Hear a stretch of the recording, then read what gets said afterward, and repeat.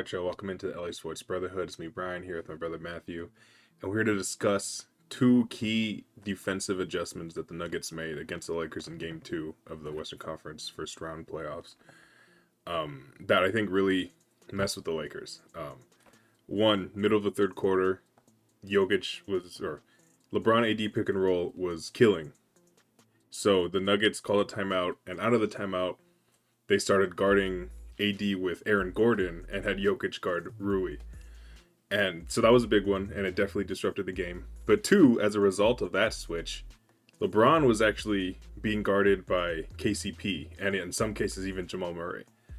And that also proved to be successful. So Matt, those are the two things that I think really kind of changed the game defensively for the Nuggets. So you can talk about whichever one you want to go to first. Yeah, so I'll start about the AD part of this. It was very frustrating to me. I think that AD was absolutely dominating. He missed like one shot in the first half. So Nuggets are champions. Obviously, gonna make an adjustment, like you said. They switched Gordon onto him.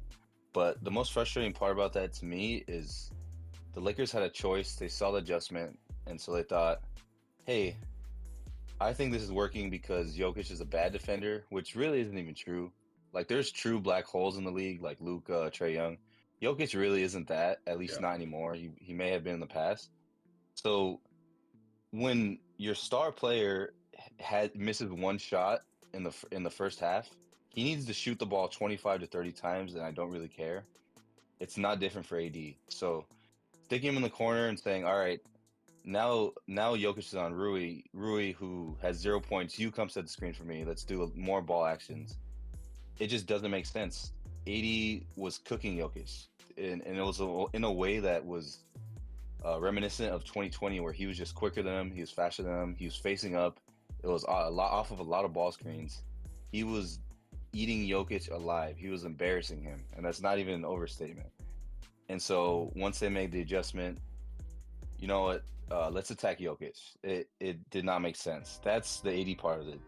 As for the LeBron part of this, like you said, KCP's guarding LeBron, and we just continue doing ball screens. KCP is 6'5", LeBron 6'8". I don't know how much KCP weighs, but there's a clear weight difference. The best thing KCP does as an offender is get over screens. So when LeBron, the best player ever, has a clear advantage on the inside, we're going to play him on the perimeter against a great perimeter defender who can get around screens and just keep running ball screens, not even with AD, but with Rui. So it's just, I don't know what we were doing. If they're going to play KCP and LeBron, you have to exploit that. Get LeBron in the paint, get the LeBron on some post-ups, whatever. He needs to be in the paint, not on the perimeter against a perimeter defender. It didn't make sense. Our superstar who was on a roll, we kind of just pushed him to the side because of their adjustment. We did exactly what the Nuggets wanted us to do. We played to their strengths. And it was very frustrating to me, and that can't happen in game 3. Yeah, 100%. I really like the last thing you said. We did exactly what the Nuggets wanted us to do. And it wasn't like, it's coaching for sure, but it's also LeBron. Like, we were talking about this, we were much more emotional about, I was at least much more emotional about in the last video when we talked about how at a certain point it's on LeBron, it's on the players to actually understand what's going on the court and not play into what the Nuggets are doing, and it just didn't happen. I talked a lot then about the AD LeBron pick and roll switch, and you definitely hit it on the head, so I won't get too far into that. But with the KCP stuff and Jamal Murray too, because Jamal Murray had multiple strips on LeBron, it's so frustrating to me because they were switch hunting for Jamal to be on LeBron earlier in the game. So the Nuggets were giving them the matchup. So that's one where LeBron was still pick and rolling out of that. Whatever, it's fine. But two, once again, they were running legit pick and rolls. It wasn't a wait and try to force a switch and then reset to get Jokic on LeBron. They were just putting Jokic in the action and hoping Rui, who's not a lob threat, which means Jokic can play drop very easily and not have to worry about anything. And he could even take a few steps up because Rui also was not finishing, And because AD isn't a shooting threat, Aaron Gordon was in the paint for those plays. So now we had no space, we had no lob finisher, and we have LeBron who doesn't have a floater or anything. He's great at like pull up mid rangers, but he didn't shoot one of them. And we have KCP guarding him, which means he's getting back pressure. LeBron is from KCP because that KCP is elite at doing that. So we played into their hands, and it was like horrifying to watch. And I think the real issue I have is that this really could be a switch that Denver just starts with in game 3. Like in game 1 last year, when we made the little fake run with Rui guarding Jokic, and everyone was like, oh, I think they figured it out. And then it just didn't keep working to that effectiveness because it was easy to exploit, the same way we saw it happen in game 1 this year, where if AD is not literally in the paint while Rui is there, then it's just Rui getting eaten alive no matter how hard he's fighting on defense.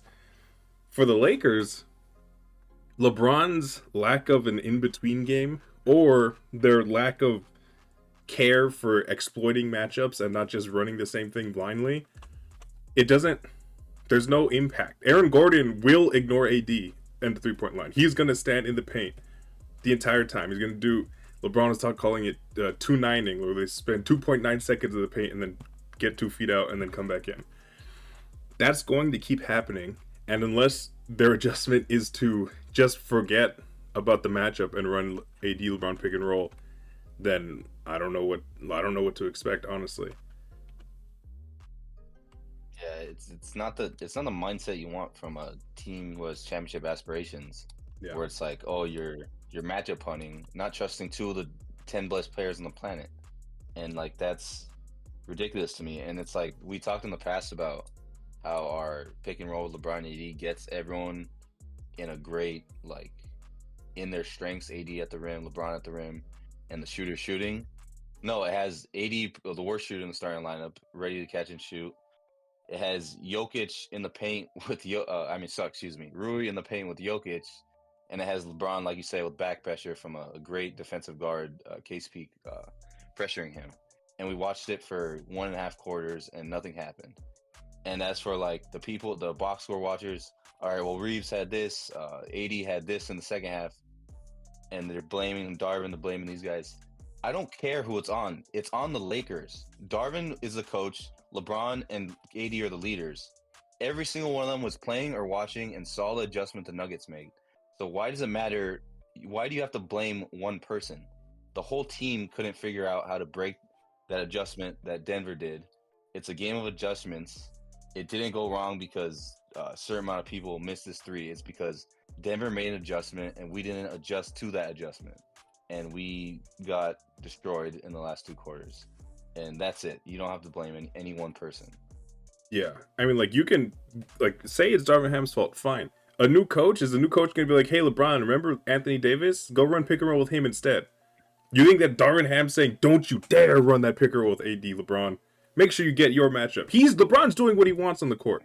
That's the whole point. That's the whole ethos of what he is as a basketball player, especially for LeBron stans that are blaming everyone but him. And again, this game wasn't entirely LeBron's fault. But to say that there's no blame on him is ridiculous. And to say that it's just Darvin Ham or whatever crap we've been trying to say for the last 2 years, at a certain point, we have to think about why LeBron is not taking advantage of the players he is with. And the same thing for Anthony Davis. It's just, players have autonomy. They can control who they are on the court. Darvin Ham is not stepping out on the court and saying, dribbling the ball for them, especially not LeBron. So let's be realistic here. Anyway, okay. So I talked about KCP a little bit in the pick and roll game, but also I think him and Jamal pose a specific challenge to LeBron, this version of LeBron, because on the face-up game, he is not quicker than them, especially when Jamal Murray's like trying, which he tries on defense. KCP is quick. He is, I guess, all of a sudden he's standing up to more physicality. I remember when he was with us, I love him, but he was getting bullied and bodied around by Devin Booker. But now he could stand up to LeBron. So that's good for him. I shout out to him. When LeBron's in the post with them and he's trying to spin out of him, they're quick enough and smart enough to be in front a little bit, and they're good at flopping enough to where if LeBron makes contact with them anyway, like in their chest, it's going to be a charge. So that's why they don't go to the post up too much. And then when he does face up or he's trying to spin off, they have good enough hands that they swipe down. And LeBron was literally on his hands and knees multiple times in the fourth quarter with Jamal Murray guarding him. And at a certain point, if that's what's going to happen, if we're going to see that, if I'm going to watch that image of LeBron James crawling on the floor for the ball after Jamal Murray was just guarding him in the post, what the hell else do I need to see? What inspiration am I supposed to take from a series where the worst defender on the court against LeBron James is making him crawl on the floor in the fourth quarter? So again, this is supposed to be more objective, and it is. This is how I actually feel about like the actual function of the game. But as you can see, it's not leaving me with a lot of hope. Do you want to take that anywhere, Matthew? Yeah, it's like you said, it's not a lot of hope. I think, and I mean, one thing to also think about is we extended it to 7 or 8 points. We didn't figure something out. LeBron just made 2 threes. Yeah, where they he were made under 2 the threes. screen. And that was it, really. We didn't find an adjustment. So as for what could happen in Game 3, I don't know. I mean, it works so well for them. I feel like you have to go right back to that switch, but I think maybe they'll save that for later. You know, maybe they get too cocky. Yeah. Think, okay, we just came back 20 points. We can do whatever. Even if we lose, we have Game 3, 4, whatever. So if they get into that, I think the answer is run the same pick and roll, or just get LeBron in the paint, get AD touches, because AD scored on Gordon the one time he got it. Yeah. It's not like Gordon's the AD stopper. It's just the fact that they wanted to exploit Jokic, and it clearly didn't work. But another thing you could I mean, Reeves had an awful game, but maybe you say, hey, so KCP is a great on-ball defender, you know, great getting around screens. Why don't you make him? Why don't you make LeBron set the screen and have KCP defend that? And Reeves can handle the ball. You know, that could be a possible solution. There's, you know, a lot of different things that you could do. You've had today, and you're gonna have tomorrow. You're gonna have 2 days to adjust.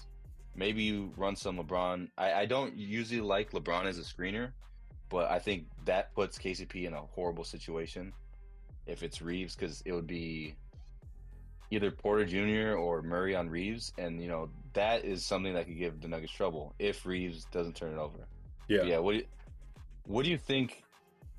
They go to that. Gordon's on AD, Jokic on Rui, KCP, LeBron, and let's say it's Murray on Reeves. What would you like to see them go to? I actually really like your last point. That's something I didn't think about because they hadn't done it at all. Reeves as a ball handler with LeBron as a screener was very effective, because Reeves in between game isn't better than LeBron's. Well, I guess you can say it is. It's just he goes to it more. He's more comfortable shooting that mid-range shot. LeBron as a short roll player is the best player in the short roll except for Jokic. And also it would keep Rui spaced, which would make Jokic have to commit one way or another. The only thing Jokic is bad at in basketball is moving in space when he has to be quick. And when you're putting him in the pick and roll with someone that isn't AD, someone that can't score on the like in within 3 feet of him, like in close quarters, like Rui can't, then Jokic doesn't have to think. He can just be big and bump Rui, and he's so big and strong, Rui is not going to be able to finish, especially because Jokic has great hands. So if you're spacing Rui, and if for some reason you're still refusing to use AD, at least LeBron as a screener can throw a better lob to AD if he wants to come in. If Gordon's fully committing to LeBron, there's more options, because getting Rui the ball anywhere within 25 feet of the basket, I don't want him dribbling unless it's like a back down on a smaller guy or a one dribble pull up in the mid range, and I sure as hell do not want him making a quick pass. So if they're gonna start that switch, I like that approach. First of all, my first option is just run the goddamn LeBron AD pick and roll. But if you're going to change, I do legitimately like Reeves or even D'Lo if he's going well as a ball handler with LeBron as a screener. I don't want Rui in pick and rolls anymore, regardless of who that's just not who he is. You have the best roll man in the league. Just use him. So yeah, you got anything else before I wrap this up? No, that's pretty much it. Yeah, yeah. I mean, it's not hopeful to me, but being an objective basketball watcher, if they win on Thursday, it's not over. Obviously, if they lose, it's over, and they're probably getting swept.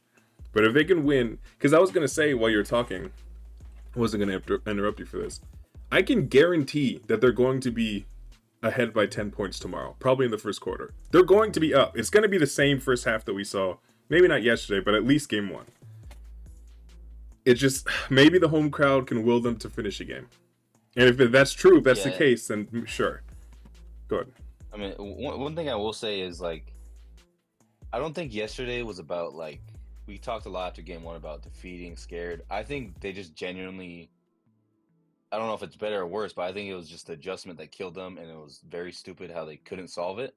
But I guess you could say like maybe it wasn't fear, maybe it wasn't this. It was just adjustment, and maybe if they solve that, like you said, I agree, totally agree. It's going to be the same first half. Maybe they go back to the adjustment and we run the Reeves LeBron pick and roll works, or they just freaking stick to the LeBron AD pick and roll. Maybe they find something because we've seen we can play it with them in the first half. But when the Nuggets turn it on, when the Nuggets make an adjustment, when we go cold, that's what we really got to see. And if the Nuggets put up a legitimate fight in the second half and put that adjustment, and we show we can beat that, then I think I would get some hope. Yeah, it's all about just the second and third swings. Lakers. I'll also say this: if the Lakers don't come out with a lead, they're going to get swept. I believe in this team enough to have heart. That's the only thing I could say.